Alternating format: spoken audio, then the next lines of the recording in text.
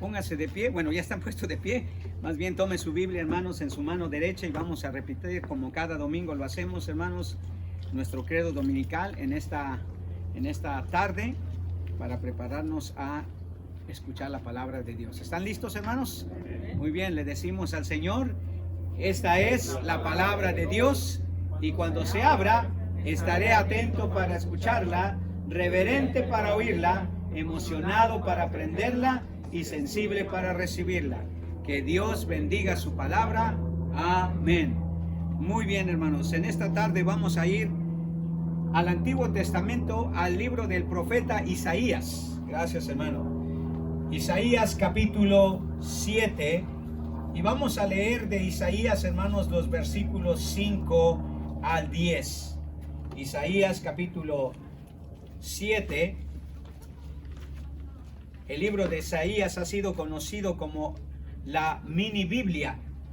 Y la razón que es conocido como la mini Biblia es porque Isaías es idéntico a toda la Biblia. Tiene igual 66 capítulos, al igual que la Biblia tiene 66 libros. Y normalmente Isaías se divide igual que la Biblia. 39 capítulos son capítulos dedicados al juicio de Dios y 27 capítulos son dedicados a la salvación del pueblo de Israel. Al igual que el Antiguo Testamento también tiene 39 libros y el Nuevo Testamento 27, que forman los 66 libros de la Biblia. En el capítulo 7, empezando en el versículo 5, el Señor dice así de esta manera en Isaías capítulo 7, versículo 5 en adelante. Porque Acaz ha tratado mal contra ti junto con Efraín y el hijo de Remalías, y han dicho, subamos contra Judá y aterroricémosla, hagamos una brecha en sus murallas y pongan por rey en medio de ella al hijo de Tabed. Por tanto, así dice el Señor Dios, no prevalecerá ni se cumplirá, porque la cabeza de Aram es Damasco y la cabeza de Damasco es Resín, y dentro de otros 75 años Efraín será destrozado, dejando de ser pueblo. Y la cabeza de Efraín es Samaria, y la cabeza de Samaria es el hijo de Remalías. Si ustedes no lo creen, de cierto no permanecerán. El Señor habló de nuevo a Acaz, pide para ti una señal del Señor, tu Dios, que sea tan profunda como el Seol o tan alta como el cielo. Pero Acaz respondió, no pediré ni tentaré al Señor. Entonces Isaías dijo, oigan ahora, casa de David, ¿les parece poco cansar a mi Dios? Por tanto el Señor mismo les dará una señal. Una virgen concebirá y dará a luz un hijo, y le pondrá por nombre Emanuel. Comerá cuajada de miel hasta que sepa lo suficiente para discernir lo malo y escoger lo bueno. Porque antes que el niño sepa desechar lo malo y escoger lo bueno, será abandonada la tierra cuyos dos reyes tú temes. Dice en el versículo 14, por tanto el Señor mismo les dará una señal. Una virgen concebirá y dará a luz un hijo y le pondrá por nombre Emanuel. Eso es la palabra del Señor, hermanos, que trajo por medio del profeta Isaías. Vamos a orarle al Señor y pedir su bendición en esta tarde, hermanos. Padre Celestial, te damos gracias porque no merecemos, Señor, ningún favor de parte tuya. Sin embargo, tú eres un Dios bondadoso, un Dios generoso, Señor, un Dios paciente. Oramos, Padre, que tu palabra, al igual que lo fue miles de años atrás, cuando tú hablaste por medio de Isaías al rey Acaz, acerca de esta señal maravillosa, Padre, hoy que nosotros conocemos, Señor, el resultado de esa señal y la revelación de esa señal, te alabamos y te bendecimos, porque por medio, Señor, de ella, Padre, nosotros recibimos un mensaje maravilloso. Te pedimos que nuestro entendimiento, Señor, se abra y podamos comprender la magnitud, Señor, de esta señal, el mensaje que está detrás de él, y que podamos apreciar estas épocas, Señor, donde tradicionalmente se celebra el nacimiento de Jesús, Señor, con una nueva perspectiva, Señor, de una manera diferente. que sea en verdad, mi Dios, una celebración que da gozo a nuestro corazón, Señor. Así que te pedimos, Padre, que nos bendigas y nos ayudes a entender este texto de tu palabra, para que podamos ser edificados, Señor, animados, Señor, y fortalecidos. Te lo pedimos, Señor, en el nombre de Cristo Jesús. Amén y amén. Tome asiento, por favor, hermanos. Tome asiento. Voy a tomar de aquí un segundo, porque aunque usted no lo crea, ya no veo tan bien, y las letras de esta Biblia que tengo aquí son muy pequeñas. Muy bien, ahora sí.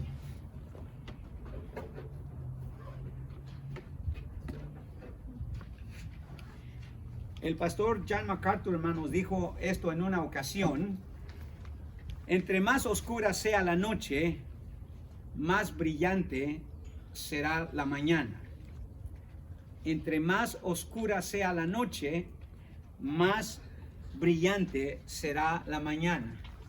Y lo que estaba haciendo el pastor MacArthur en esa ocasión cuando dijo esto, hermanos, es que estaba usando una analogía, hermanos, de qué tan terrible está la situación moral, espiritual de la nación de Estados Unidos, tanto como lo era la nación, hermanos, del pueblo de Israel.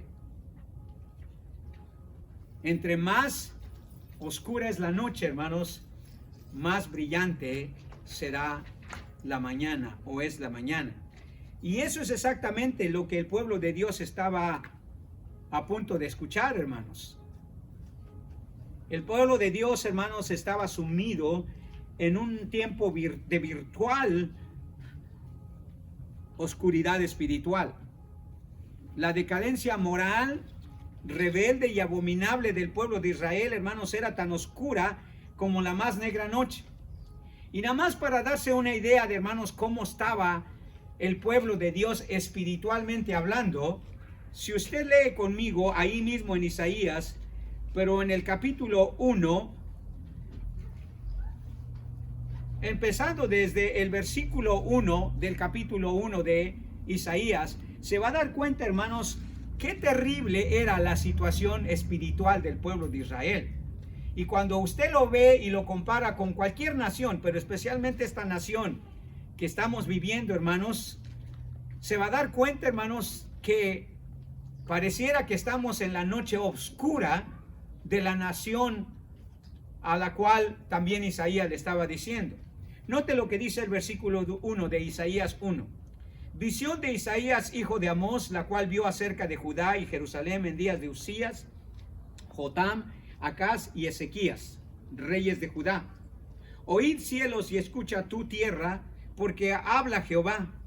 Crié hijos y los engrandecí, y ellos se rebelaron contra mí. El buey conoce a su dueño, y el asno el pesebre de su señor. Israel no entiende, mi pueblo no tiene conocimiento. Oh gente pecadora, pueblo cargado de maldad, generación de malignos, hijos depravados, dejaron a Jehová, provocaron a ira al Santo de Israel, se volvieron atrás. ¿Por qué querréis ser castigados aún? ¿Todavía os rebelaréis? Toda cabeza está enferma y todo corazón doliente. Desde la planta del pie hasta la cabeza no hay en él cosa sana, sino herida, hinchazón y podrida llaga. No están curadas, ni vendadas, ni suavizadas con aceite. Vuestra tierra está destruida, vuestras ciudades puestas a fuego, vuestra tierra delante de vosotros comida por extranjeros y asolada con asolamiento de extraños. Y queda la hija de Sión como enramada en viña y como cabaña sin melonar, como ciudad asolada. Si Jehová de los ejércitos no nos hubiese dado un resto pequeño, como Sodoma fuéramos y semejantes a Gomorra.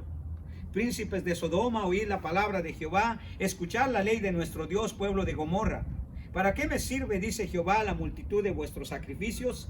Hastiado estoy de holocaustos de carneros y deseo de animales gordos. No quiero sangre de bueyes ni ovejas, ni de machos cabríos.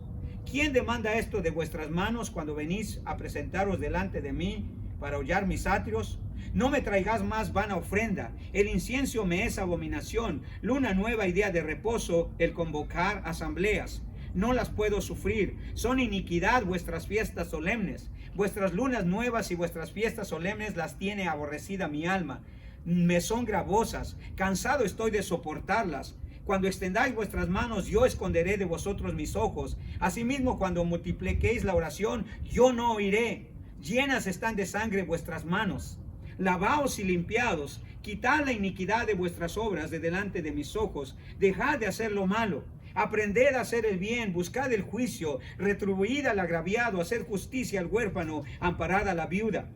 Venid luego, dice a Jehová, y estemos a cuenta. Si vuestros pecados fueren como la grana, como la nieve serán emblanquecidos. Si fueran rojos como el carmesí, vendrán a ser como blanca lana. Si quisieres y oyeres, comeréis el bien de la tierra. Si no quisieres y fueres rebeldes, seréis consumidos a espada, porque la boca de Jehová lo ha dicho. ¿Cómo te has convertido en ramera, oh ciudad fiel? Llena estuvo de justicia, en ella habitó la equidad, pero ahora los homicidias. Tu plata se ha convertido en escorias, tu vino está mezclado con agua, tus príncipes prevaricadores y compañeros de ladrones. Todos aman el soborno y van tras la recompensa. No hacen justicia al huérfano, ni llega a ellos la causa de la viuda. Por tanto, dice el Señor Jehová de los ejércitos, el fuerte de Israel: Ea, tomaré satisfacción de mis enemigos y me vengaré de mis adversarios, y volveré mi mano contra ti y limpiaré hasta lo más puro de tus escorias y quitaré toda tu impureza. Restauraré tus jueces como al principio y tus consejeros como eran antes. Entonces te llamarán ciudad de justicia, ciudad fiel. Sión será rescatada con juicio y los convertidos en ella con justicia. Pero los rebeldes y pecadores aún serán quebrantados, y los que dejan a Jehová serán consumidos. Entonces os avergonzarán las encinas que amasteis, y os afrentarán los huertos que escogiste. Porque seréis como encina a los que se cae la hoja, y como huerto al que le faltan las aguas. Y la fuerte será como estopa, y lo que hizo como centella, y ambos serán encendidos juntamente, y no habrá quien apague. Todo esto, hermanos, es una consecuencia, hermanos, de la rebeldía, del pecado, de la inmoralidad, de la situación tan oscura, hermanos, que estaba viviendo el pueblo de Israel. No había justicia, dice. Todos se rebelaban, todos iban a hacer el mal. Y venían a los atrios de Jehová, venían al templo de Dios, dice, pero Dios estaba hastiado de todas las fiestas, de todos los sacrificios que el pueblo de Israel hacía. ¿Por qué? Porque habían abandonado a Dios, hermanos. La sociedad estaba en una apatía espiritual tan decadente. Solo unos versículos ahí donde acabamos de leer en Isaías capítulo 6. Vaya conmigo otra vez a Isaías capítulo 6. Note cómo está la decadencia del pueblo, hermanos, a la cual Isaías está hablando. En el versículo 9 dice, esto es el Señor diciéndole a Isaías, y dijo: anda y di a este pueblo, oíd bien y no entendáis, ved por cierto, mas no comprendáis. Engruesa el corazón de este pueblo y agrava sus oídos, y ciega sus ojos para que no vean con sus ojos, ni oigan con sus oídos, ni su corazón entienda, ni se convierta y haya para él sanidad. Y yo dije: ¿hasta cuándo, Señor? Y respondió él: hasta que las ciudades estén asoladas y sin morador, y no haya hombre en las casas, y la tierra está hecha un desierto, hasta que Jehová haya echado lejos a los hombres y multiplicado los lugares abandonados en medio de la tierra. Y si quedare aún ella la 10ª parte, esta volverá a ser destruida. Pero como el roble y la encina, que al ser cortados aún queda el tronco, así será el tronco, la simiente santa. Entonces el pueblo de Israel, hermanos, estaba viviendo en una decadencia espiritual terrible. Nadie quería hacer la justicia, hermano. Nadie quería volverse a Dios. Por eso el Señor dice: venid a mí y estemos a cuenta. Si hay pecado, yo lo voy a perdonar, dice. Pero el pueblo, hermanos, de Dios estaba completamente desligado de Dios. Y vea usted la sociedad hoy en día, hermanos. ¿Usted cree que la sociedad en la que estamos viviendo está buscando a Dios? Hermanos, abunda la inmoralidad, abunda el pecado, abunda la rebeldía, abunda la apatía hacia Dios, hermanos. La gente no quiere ir a las iglesias, no quiere escuchar de Dios. Y principalmente hay veces los que están al frente de esas naciones, hermanos, al frente de esos pueblos, como en el caso de Israel, hermanos, sus gobernantes, sus príncipes estaban completamente rebeldes hacia Dios. Cuando Isaías está escribiendo esta profecía, hermanos, tenían a un gobernante. Y nada más para darle una idea de qué tan oscuro estaba, hermanos, la situación del pueblo de Israel, mire cómo describe Dios al gobernante que estaba en el tiempo que Isaías estaba profetizando. En Primera de Crónicas capítulo 28, allí en el Antiguo Testamento, es bueno que usted conozca un poquito del Antiguo Testamento. En el versículo 1, Primera de Crónicas capítulo 28, creo que es Segunda de Crónicas,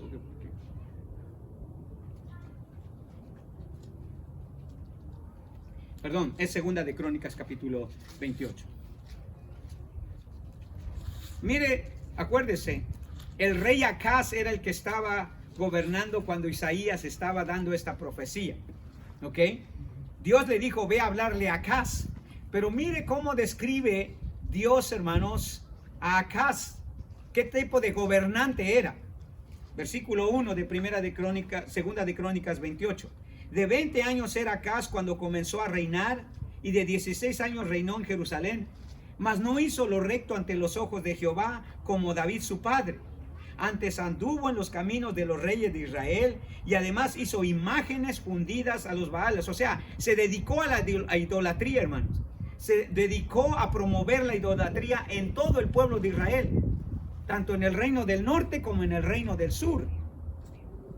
Y dice en el versículo 3, quemó también incienso en el valle de los hijos de Hinón, o sea, en un lugar donde los idólatras iban y hacían su idolatría.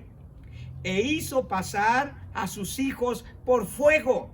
Hermanos, este rey, hermanos, en su afán de adorar a un ídolo, dice, hizo pasar a sus propios hijos en el fuego, o sea, los quemó vivos, para agradar a su Dios, agradar. Y este rey, hermanos, era un rey que conocía supuestamente al Dios de Israel, al Dios Todopoderoso. Dice, hizo pasar por sus hijos a fuego conforme a las abominaciones de las naciones que Jehová había arrojado de la presencia de los hijos de Israel.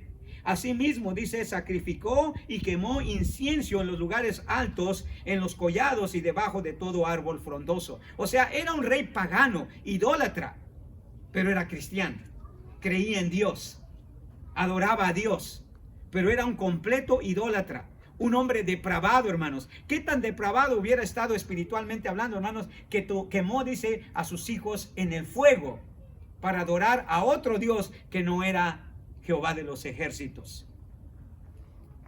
Y hermanos, tanto la nación como el gobernante, hermanos, estaban completamente fuera de la voluntad de Dios, rebeldes. La nación estaba siendo, hermanos, o estaba a punto de ser castigada por Dios, hermanos, por tanta rebeldía, por tanta idolatría, por tanta injusticia, por tanta inmoralidad.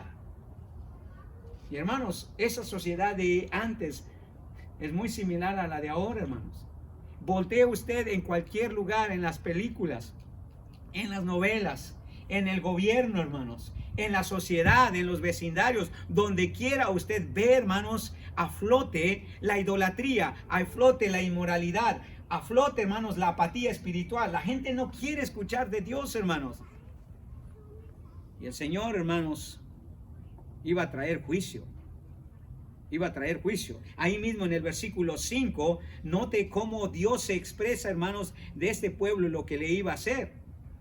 Dice, por lo cual Jehová su Dios lo entregó en manos del rey de los asirios, los cuales lo derrotaron y lo tomaron a gran número de prisioneros que llevaron a Damasco. Fue también entregado en manos del rey de Israel, el cual lo batió con gran mortandad. Porque Peca, hijo de Remalías, mató a Judá en un día 120,000 hombres valientes, por cuanto habían dejado a Jehová, al Dios de sus padres. Asimismo, Sicri, hombre poderoso de Efraín, mató a Amasías, hijo del rey, a Ariacam, su mayordomo, y a Elcana, segundo después del rey.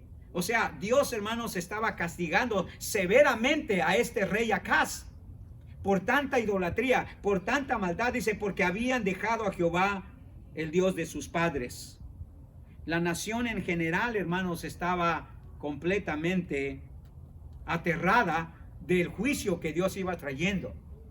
Hermanos, no es mucho atrevimiento decir, hermanos, que esta pandemia puede ser un juicio de parte de Dios. ¿Por qué no? Si siempre que vemos al pueblo rebelándose en contra de Dios, hermanos, promoviendo la inmoralidad, promoviendo la homosexualidad, promoviendo el aborto, promoviendo el lesbianismo, promoviendo toda serie de injusticias, promoviendo, hermanos, ir en contra de las leyes establecidas por Dios, no querer a Dios en las escuelas, no querer a Dios en los gobiernos, hermanos. Dios, hermanos, trae juicio. Y eso es lo que estaba pasando con esta nación. Si usted regresa ahí en el capítulo 7 de Isaías capítulo 7 otra vez, por favor. Solo quiero darle un poquito de contexto para que usted entienda del mensaje que quiero comunicarle a usted. En el versículo 3, mire lo que dice el Señor. Entonces dijo Jehová a Isaías: sal ahora al encuentro de Acaz, ese rey idólatra que había quemado a sus hijos en el fuego. Dice: al encuentro de Acaz tú y Sear-Jabsub tu hijo, al extremo del acueducto del estanque de arriba, en el camino de la heredad del lavador, y dile: guarda y repósate, no temas, ni se turbe tu corazón a causa de estos dos cabos de tizón que humean por el ardor de la ira de Rezín y de Siria y el hijo de Remalías.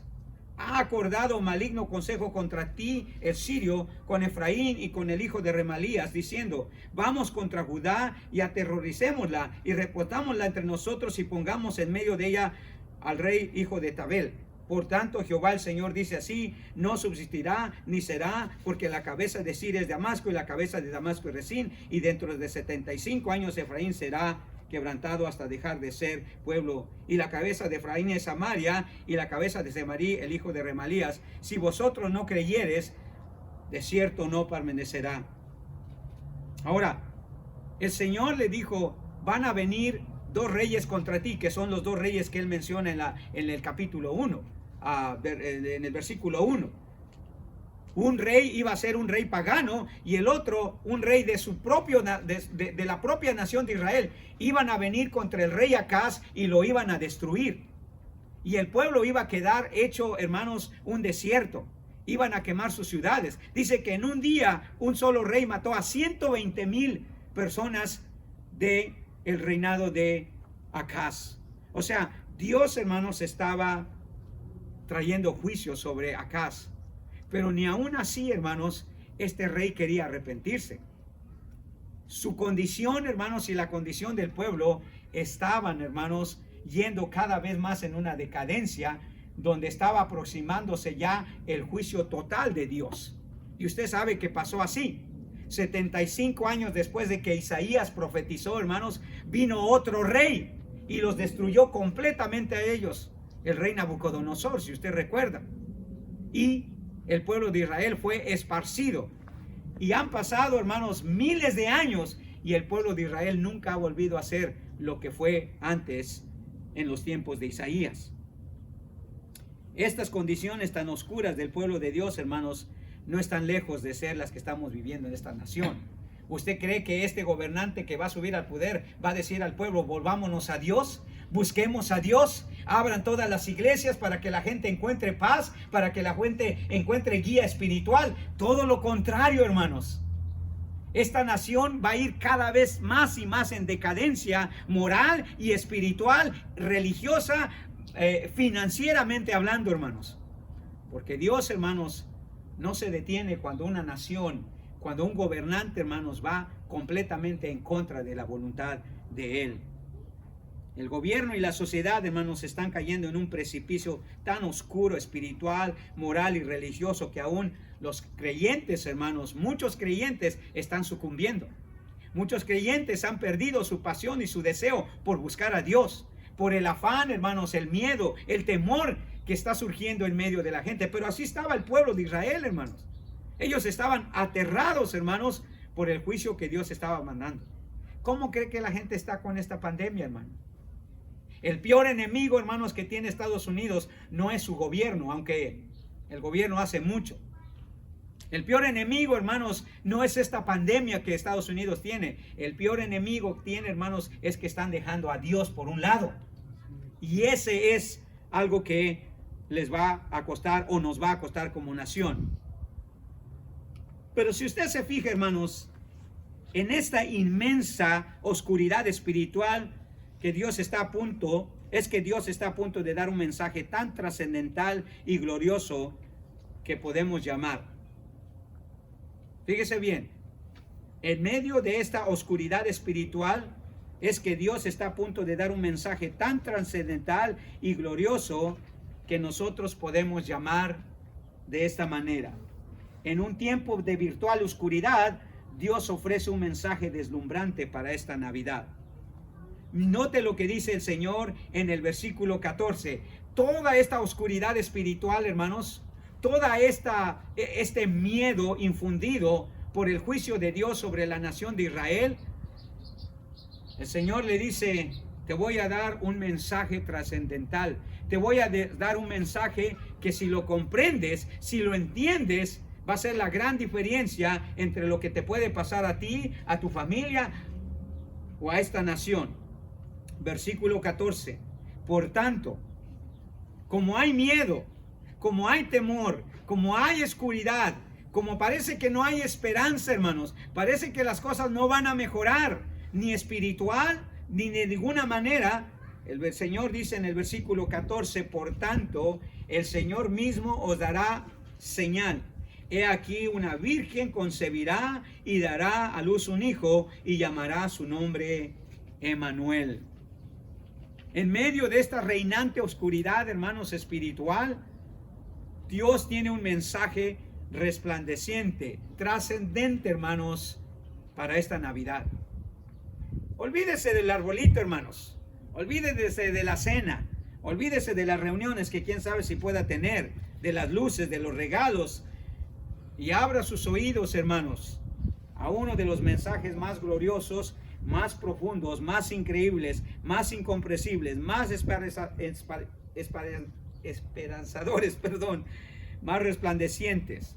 El Señor dice, les voy a dar un mensaje que va a trascender, hermanos, su comprensión humana, que va a trascender, hermanos, el problema en el que estamos nosotros sumidos. Y ese es que una virgen concebirá y dará a luz un niño y llamará su nombre Emmanuel.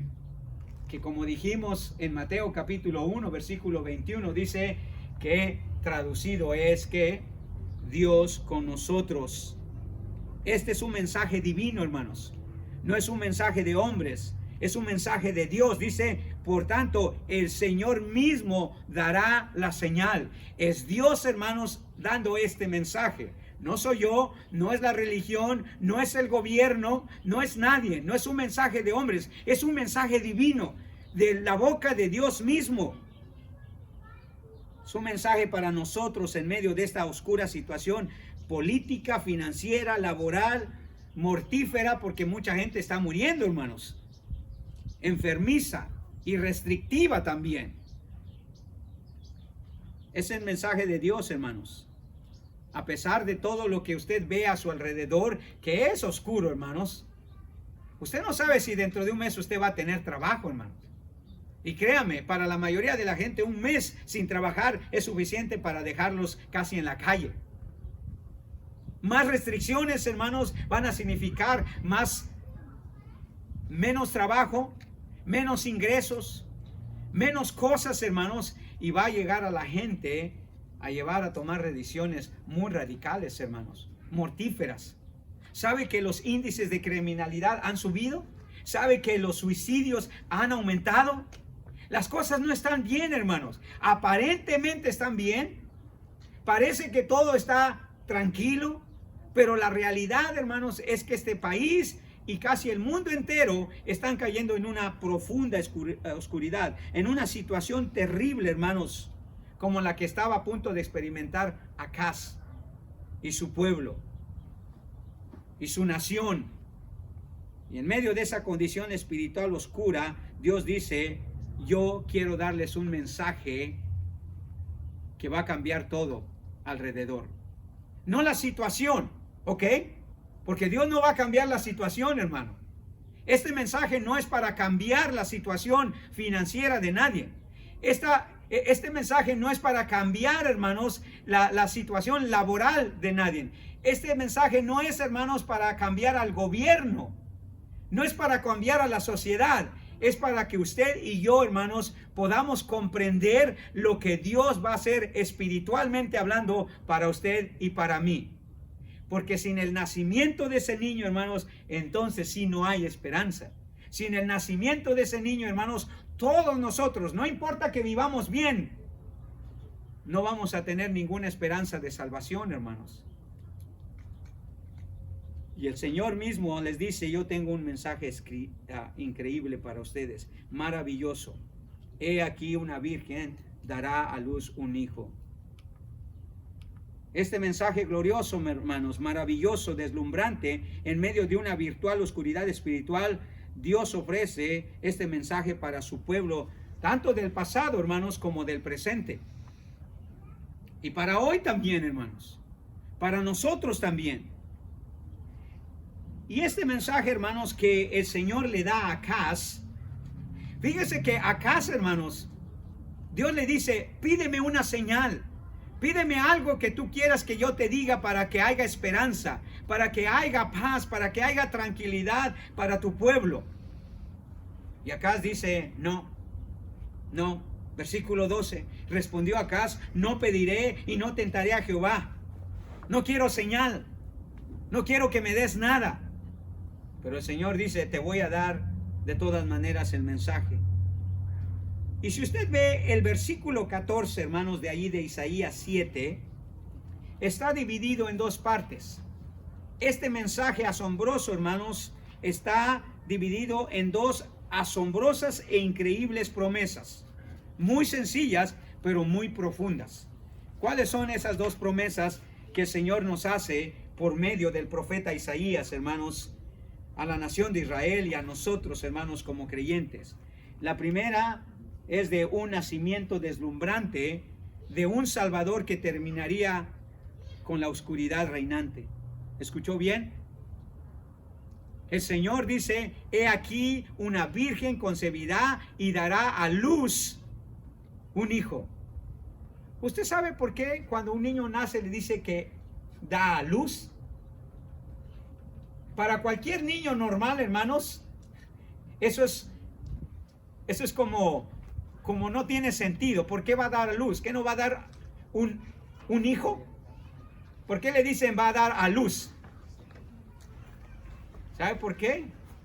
Porque simbólicamente, hermanos, el nacimiento de un niño es el nacimiento de una nueva vida, de una nueva esperanza, de algo nuevo, hermanos, que va a traer cosas nuevas para la vida de los padres o para la vida de él mismo. Pero cuando se trata del Señor Jesucristo, que sabemos que es ese niño que esta virgen iba a concebir, sí realmente es la luz, pero la luz para este mundo, hermanos, la luz para este mundo que está en estas oscuras tinieblas, hermanos, de decadencia espiritual. El pueblo de Dios, hermanos, estaba en una oscuridad espiritual, pero Dios les trae un mensaje deslumbrante del nacimiento de un ser que traería una gloriosa luz espiritual para todo el mundo. No solamente para su pueblo, para todo el mundo. Cuando el apóstol Juan describió la llegada, hermanos, de Jesús, la identidad de Jesús para este mundo, la describió como una luz maravillosa. En el Evangelio de Juan, en el capítulo 1, versículo 9, hablando del Señor Jesucristo, hablando de su nacimiento, de esa virgen, el apóstol Juan, en Juan capítulo 1, versículo 9, dice, aquella luz verdadera que alumbra a todo hombre venía a este mundo. Primera de Juan capítulo 1, versículo 9. Aquella luz verdadera. ¿Quién era esa luz verdadera, hermanos? Jesús. Sabemos que es Jesús porque si leemos el Nuevo Testamento, es Jesús. Aquella luz verdadera, dice Juan, que alumbra a todo hombre, venía a este mundo. La verdadera luz, hermanos, para este mundo no es el gobierno, hermanos. No es que todo esté bien financieramente, es la luz de Jesucristo. La identidad de Jesús viene a dar luz, hermanos, a este mundo oscuro, sumido, hermanos, en el pecado, sumido en la injusticia, sumido en la rebelión. Este ser que nacería, hermanos, este ser divino que nacería de esta indefensa y pobre y frágil virgen, llegaría a este mundo para terminar con la oscuridad reinante. Solo Jesús, hermanos, puede traer la luz, pero no la luz para el gobierno, hermanos. No la luz para quitar la pandemia. Una luz que viene para usted y para mí. Esta luz es una luz individual, hermanos, en cada corazón que lo recibe. Ahí mismo, en Juan capítulo 1, pero en el versículo 4 y 5, el apóstol Juan describe eso, hermanos, acerca de esa luz que sabemos que es Jesús más adelante en los evangelios. Dice en el versículo 4 de Juan capítulo 1, en él estaba la vida y la vida era la luz de los hombres. La luz en las tinieblas resplandece y las tinieblas no prevalecieron contra ella. El hijo de esta virgen, mi hermano, sería el ser que terminaría con la oscuridad espiritual en que todo hombre vive. Su nacimiento y presencia en cada vida de cada hombre o mujer que lo aceptara terminaría con esa oscuridad. Sí, el mensaje que le estaba dando el Señor a Acaz, el rey de Israel, al pueblo de Israel, al pueblo judío, hermanos, es exactamente el mismo mensaje. Esta virgen iba a concebir a un hijo que iba a ser la luz espiritual para todo hombre, para toda mujer, que iba a darles a ellos la luz de la verdad, la verdadera luz espiritual, que con esa luz, hermanos, nada se iba a poder perder. Usted iba a saber exactamente dónde ir. El Señor Jesucristo mismo dijo eso en el Evangelio de Juan, ahí en el Evangelio de Juan, en el capítulo 8, versículo 12. Mire cómo se describió el mismo Señor Jesús hablando de su verdadera identidad. Dice en Juan capítulo 8, versículo 12, otra vez Jesús les habló diciendo, hablando a los judíos, yo soy la luz del mundo, y el que me sigue no andará en tinieblas, sino que tendrá la luz de la vida. Este nacimiento deslumbrante de este Salvador, hermanos, iba a terminar con esa oscuridad en la que vive todo hombre y toda mujer que no le conoce. Cualquier persona, hermanos, que no conoce de una manera espiritual, de una manera personal a Jesús, está en tinieblas. Dice, yo soy la luz del mundo. El que me sigue no andará en tinieblas, sino que tendrá la luz de la vida. Este es el mensaje deslumbrante que debe reinar en este tiempo de oscuridad espiritual, hermanos. En este tiempo de decadencia moral. En este tiempo de rebeldía, hermanos. En este tiempo, hermanos, de injusticia. Esta virgen traería en su vientre al ser más deslumbrante y glorioso que este mundo necesita. Esa fue la promesa que Dios le dio a su pueblo, hermanos, en el tiempo de Acaz. Y miles de años han pasado, hermanos, y es el mismo mensaje. Esta virgen concibió y dio a luz a un hijo que es y que será la única luz que va a poder guiar la vida de un hombre. Dice, sin esa luz, nosotros andamos en tinieblas. Pero el que me sigue, dice, no andará en tinieblas. O sea, no va a estar temeroso hacia dónde ir, hermanos. Nosotros sabemos hacia dónde vamos. No importa lo que pase alrededor, hermanos, con esta pandemia, con este nuevo gobierno, con esta nueva situación en la que estamos viviendo. Los que andamos en la luz sabemos a dónde vamos. El que anda en tinieblas si no sabe qué va a pasar. Está dudoso, está temeroso, tiene miedo. ¿Qué va a pasar más adelante? Pero cuando nosotros tenemos la luz que esta virgen concibió, hermanos, dice, nosotros sabemos a dónde vamos. Tenemos la luz de la vida. Usted sabe que el mensaje que el ángel Gabriel le dio a María, precisamente, el énfasis era que ella comprendiera que su hijo iba a ser la luz para este mundo. Su hijo iba a ser la luz que la gente necesitaba para poder saber qué hacer, hermanos. En Lucas capítulo 1, versículo 31, cuando el ángel le hace el anuncio a María, Lucas 1:31 dice: y ahora concebirás en tu vientre y darás a luz un hijo y llamarás su nombre Jesús. Este será grande y será llamado Hijo del Altísimo, y el Señor Dios le dará el trono de David su padre, y reinará sobre la casa de Jacob para siempre, y su reino no tendrá fin. Y dará a luz, dice, un hijo. O sea, la luz iba a llegar por medio de ese hijo. Dios trajo, hermanos, un mensaje deslumbrante para su pueblo, sumido en la oscuridad del pecado, la rebelión, el miedo, el temor, la incertidumbre y el pecado. Y por ello el anuncio de la llegada de este bebé, hermanos, fue con gran luz. Con gran luz, hermanos. Si usted recuerda el relato que hace Lucas de los pastores que oyeron este mensaje, dice que una gran luz los rodeó. Porque todo lo que tiene que ver con Jesús, hermanos, con la llegada de Jesús, con el nacimiento de Jesús, siempre es con luz. Pero la luz solamente es, hermanos, un sinónimo de la verdad, un sinónimo del conocimiento de Dios, un sinónimo, hermanos, de uno saber dónde ir. Por eso Jesús dijo: yo soy la luz de este mundo. Porque la luz significa la verdad, hermanos. La luz significa el verdadero conocimiento. La luz significa, hermanos, la verdadera vida. Por eso dice: en él estaba la vida, y la vida se manifestó. Hermanos, Dios nos ha traído este mensaje maravilloso también a nosotros en medio de este mundo oscuro por el pecado y el abandono de la verdadera celebración de la Navidad. Dios, hermanos, ofrece un mensaje deslumbrante que terminará con esta oscuridad en nuestros corazones para siempre. Cuando el Señor Jesucristo viene a su vida, hermanos, usted tiene verdadera luz. Verdadera luz. Mire lo que dice el apóstol Pablo, hermanos, en 2 Corintios capítulo 4, versículo 6. 2 Corintios capítulo 4, versículo 6. Lea con atención ese versículo, porque ese versículo, hermanos, habla sobre esta gran verdad.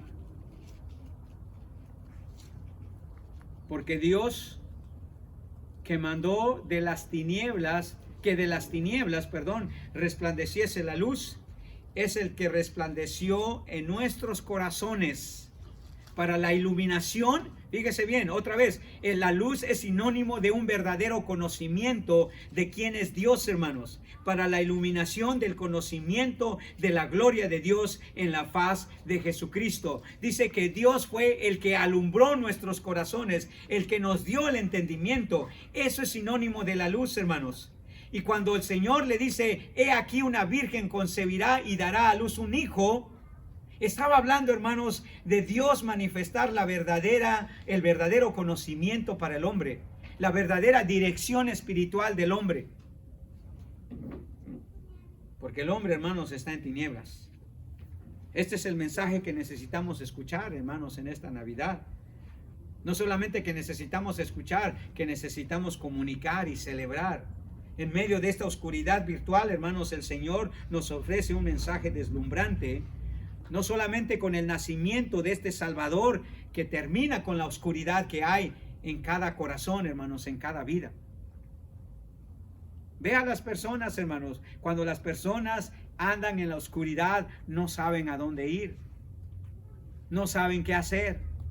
Todo les produce miedo, todo les produce inseguridad, todo les produce dudas.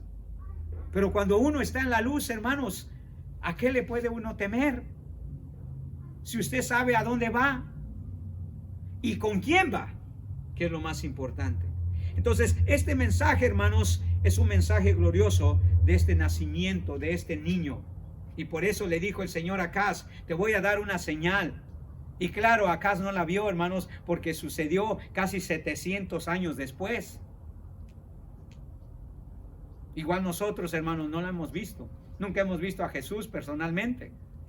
Pero sabemos que Él es la luz del mundo. Su palabra nos los consta, hermanos. Los evangelios están llenos de declaraciones de Jesús, que Él era la luz. Él era ese niño que esa virgen había prometido Dios 700 años atrás. Fíjense, hermanos, ¿quién iba a poder creer al anuncio de Isaías si iba a ocurrir 700 años atrás? La gente iba a dudar. Pero hoy nosotros, hermanos, sabemos que ocurrió. Pero hay mucha gente que sigue con esa incredulidad. ¿Dónde está Dios? ¿Quién lo ha visto? ¿Dónde está el cielo? ¿Quién ha ido? ¿Dónde está el infierno? ¿Quién ha salido de allí? Y todo es inseguridad, todo es duda, porque no tienen un verdadero conocimiento de Dios. Pero la otra promesa que encontramos allí en Isaías capítulo 7, versículo 14, no solamente que la Virgen iba a concebir y dar a luz un hijo que iba a ser el Salvador, el que terminaría con esta oscuridad reinante, sino también, esto es lo más maravilloso de este mensaje, hermanos, ¿ok? Esto es lo más maravilloso. La promesa, hermanos, es que iba a ser una visita deslumbrante de Dios mismo a una humanidad ignorante. Dios, hermanos, iba a venir y a hablar con todo el ser humano, o con todos los seres humanos en ese entonces que vivían. Por tanto, dice el Señor mismo, dará a luz una señal, os dará señal, he aquí la Virgen concebirá y dará a luz un hijo y llamará su nombre Emmanuel, que traducido es que Dios con nosotros. Dios mismo, hermanos, iba a venir a este mundo. Pero qué ignorancia, hermanos, tuvieron el pueblo judío, hermanos. No le creyeron al Señor Jesucristo que Él era el Dios encarnado. Y hoy muchas religiones tampoco lo creen. Solamente fue un profeta, solamente fue un buen maestro, solamente fue un revolucionario, solamente fue un gran profeta, pero no Dios hecho carne. Eso nadie lo puede creer. Pero el Señor dice, llamará su nombre Emmanuel, que significa Dios con nosotros, hermanos. Y el Señor Jesucristo probó que Él era el Dios encarnado en la persona de Él. La oscuridad más profunda, hermanos, que este mundo tiene es su ignorancia de quién es Dios, y eso es lo que lleva a no conocer a Jesús como Dios. Los judíos del tiempo de Jesús no creían que Él era Dios, hermanos. Los testigos de Jehová de este tiempo tampoco creen que Jesús era Dios. Los mormones tampoco creen que era Dios. Los musulmanes tampoco creen que era Dios. Los hindúes tampoco creen que era Dios, hermanos. Y vaya por cada religión que hay en este mundo, hermanos. Solamente el cristianismo genuino y verdadero, hermanos, clama que Jesucristo es Dios encarnado. De allí todas las demás religiones, hermanos. Es más, hasta la religión católica niega, hermanos, la divinidad, la completa divinidad de Jesucristo. Porque si ellos creyeran que Jesucristo es verdaderamente Dios, ¿por qué necesitaríamos a alguien más para orarle o para rezarle?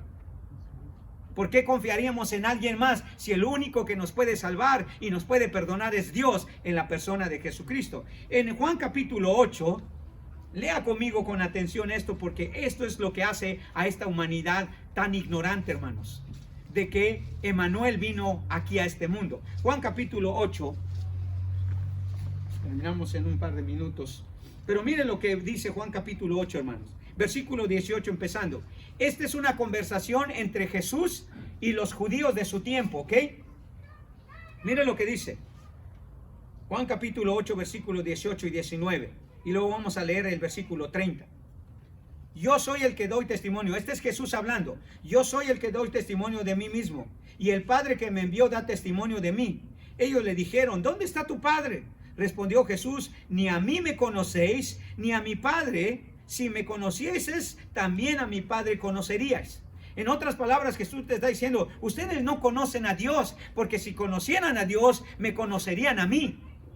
Me conocerían a mí, que yo y el Padre somos exactamente la misma divinidad.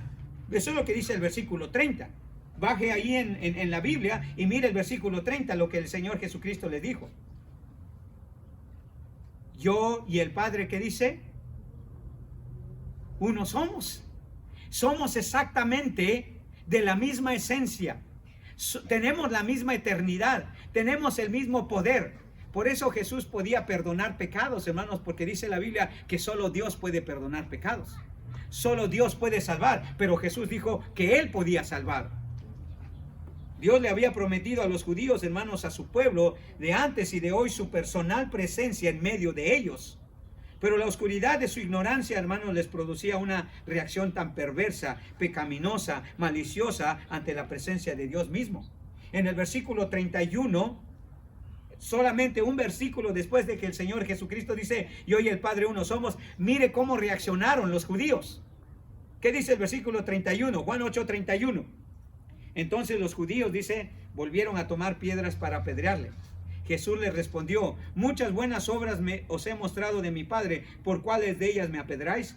Le respondieron los judíos diciendo, por buena obra no te apedreamos, sino por la blasfemia, porque tú siendo hombre te haces Dios. Si Dios les había prometido 700 años atrás, hermanos, que Él iba a venir personalmente a este mundo, a encarnarse en la persona de Jesucristo. ¿Por qué los judíos no lo creyeron? Porque eran ignorantes de la palabra de Dios. Tenían la palabra, pero eran ignorantes. Hoy, pregúntele a cualquier mormón, pregúntele a cualquier católico, pregúntele a cualquier musulmán. Ellos tienen la Biblia, hermanos. Pero ¿sabe qué? La mayoría de la gente es ignorante. Allí en la Biblia dice, ayúdate que Dios te ayudará. ¿Dónde dice eso en la Biblia?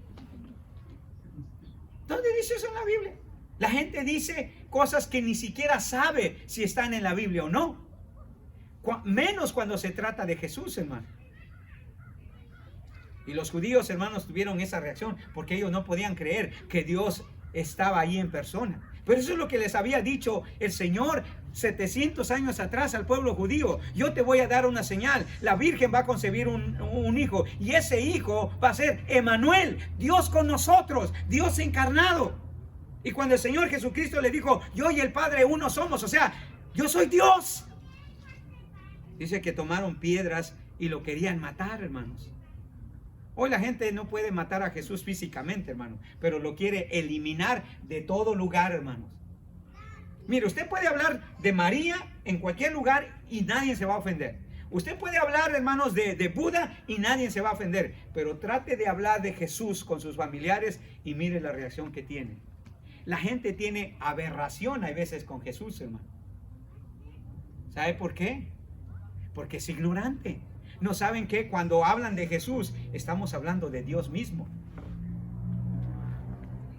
Dios había prometido, hermanos, que les daría una señal deslumbrante. Ese niño iba a ser Dios mismo en persona. La gente religiosa, hermanos, está sumida en una oscuridad espiritual con respecto a Jesús. Honran, hermanos, más a la Virgen que al Señor que nació de esa Virgen. Caen en el pecado terrible de adorar más a la criatura antes que al Creador. ¿Quién cree que es el Creador de este mundo, hermanos? ¿Quién? ¿Quién? Jesús. Él es Dios, hermanos. Él es Dios.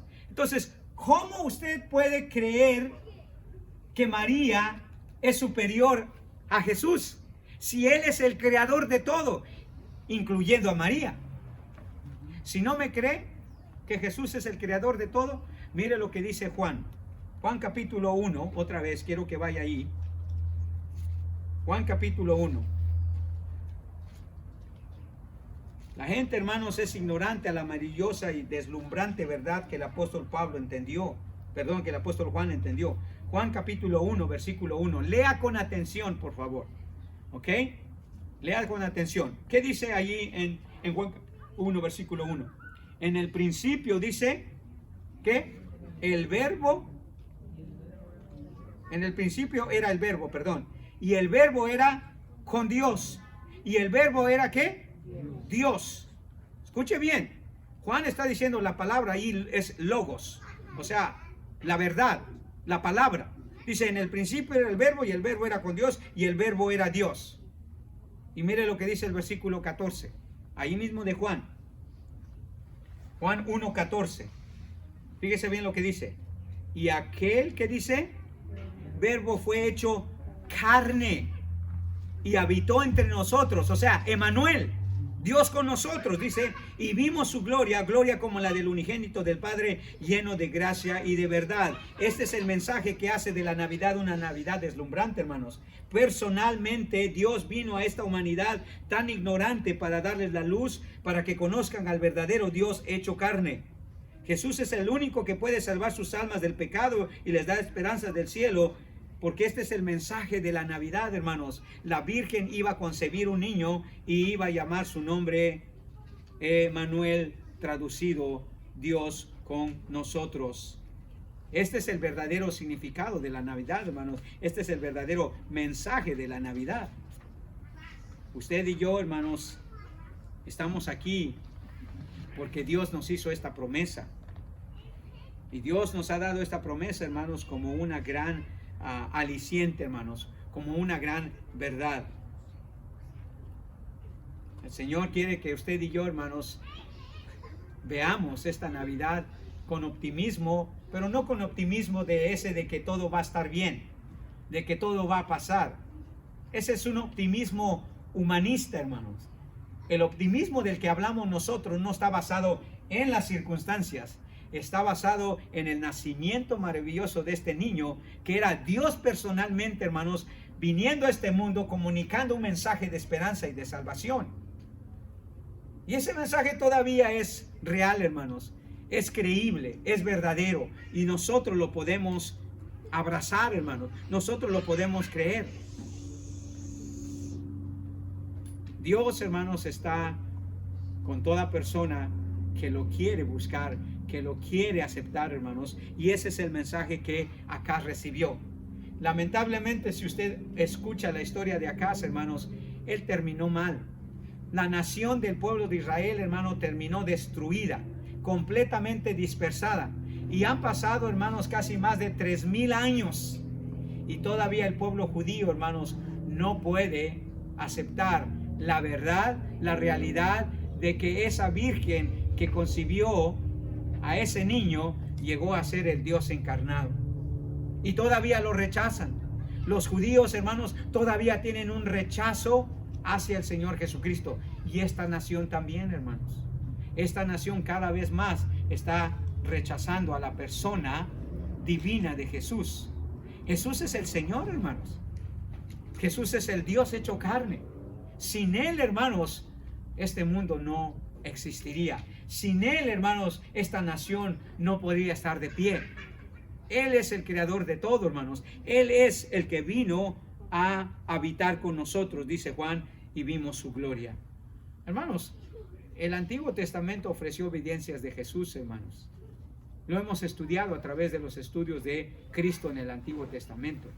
Pero en el Nuevo Testamento es más evidente esa llegada, esa presencia y esa obra de Jesús. Recuerden, hermanos, hay mucha oscuridad ahorita espiritualmente hablando. Pero Jesús dijo, yo soy la luz del mundo y el que me sigue nunca estará en tinieblas. Siempre va a saber hacia dónde ir. Recordemos, hermanos, lo que estamos a punto de celebrar. Es la llegada del Señor a este mundo. ¿Para qué? Para sacarlos de su oscuridad y para sacarlos de su ignorancia. Eso es lo que Jesús quiso hacer y eso es lo que siempre quiere hacer. Padre Celestial, gracias, Señor, porque en las páginas de tu palabra encontramos, mi Dios, la verdad y la verdadera luz. Tu palabra dice por medio del salmista David, Señor, que es una lámpara a nuestros pies y una lumbrera a nuestro camino. Ayúdanos siempre a depender de lo que dice tu palabra, Señor, y poder así comprender, mi Dios, la magnitud de tu llegada a este mundo para darnos esperanza, para darnos salvación. Gracias, Señor, por esa señal maravillosa que tú llevaste a cabo 2000 años atrás, Señor, con la llegada y el nacimiento y también la muerte, Señor, lamentable pero victoriosa de Jesús para salvarnos, Señor, de nuestros pecados. Bendito, Señor, tú seas, alabado sea tu nombre. Te bendecimos, Padre, y disponemos, Señor, de estas épocas, Padre, con un corazón gozosos a celebrar, Señor, que tú, Señor, habitas en medio de nosotros. Te bendecimos, Señor, y te damos gracias. Pedimos tu bendición, Señor, el resto de la tarde que vamos a estar aquí para la honra y la gloria de tu santo nombre. En el nombre de Cristo Jesús. Amén y amén.